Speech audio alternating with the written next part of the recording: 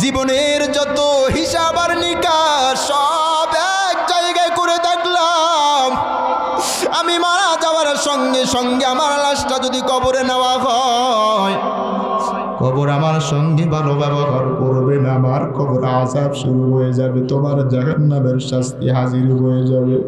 ও আল্লাহ, ওই আযাব থেকে বাঁচার জন্য, ওই কষ্ট থেকে বাঁচার জন্য আমার সন্তানরা যেন আমাকে ছাই বানায়া দুইটা ভাগে ভাগ করে দেয়, হয়তো বা কবরের আযাব থেকে বাঁচতে পারবে। এটাই ছিল আমার মূল উদ্দেশ্য, তোমার ভয়।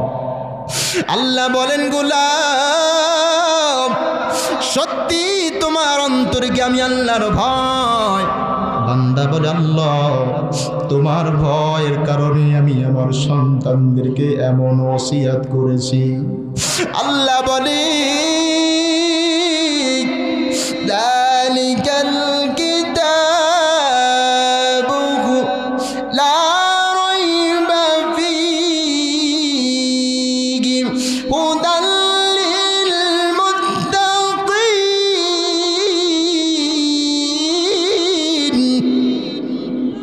আল্লাহ বলেন, এই কিতাব হলো মুত্তাকি বান্দাদের জন্য হেদায়েতের কিতাব।